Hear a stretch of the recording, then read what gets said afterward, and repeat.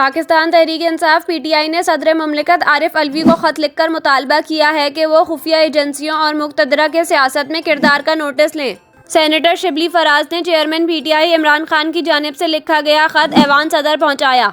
खत में PTI core committee और पार्लिमानी पार्टी के 29 जनवरी के इजलास की मुत्तफ़िका करारदाद भी भिजवाई गई है। इसके अलावा इंतखाबात की तारीख के तयीन से मुताल्लिक़ गवर्नर खैबर पख्तूनख्वा की गुफ्तगू का मतन भी खत के साथ भिजवाया गया है। गवर्नर खैबर पख्तूनख्वा की गुफ्तगू का मतन असद उमर की जानिब से फराहम किया गया।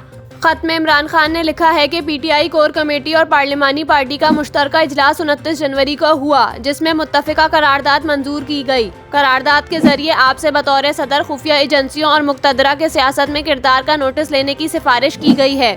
खत में कहा गया है कि गवर्नर खैबर पख्तूनख्वा का 27 जनवरी का बयान इसी की मिसाल है। गवर्नर का मौक़िफ़ है कि वो सूबाई असम्बली के लिए इंतखाबात की तारीख का तयीन नहीं कर सकता। गवर्नर के मुताबिक ये काम इंटेलिजेंस एजेंसीज और इस्टेब्लिशमेंट को करना है। करारदाद में आपकी तवज्जो अगवा और झूठे पर्चों के इंदराज की जानिब भी मबजूल कराई गई है। करारदाद में कायदीन और कारकुनान को दी जाने वाली धमकियों और ज़ेरे हिरासत तशद्दुद का मामला भी उठाया गया है। इमरान खान की जानिब से खत में कहा गया है कि करारदाद बुनियादी हुकूक की खिलाफ वर्जियों के तदराक के लिए आपसे मौसर इक़दामात की सिफारिश करती है।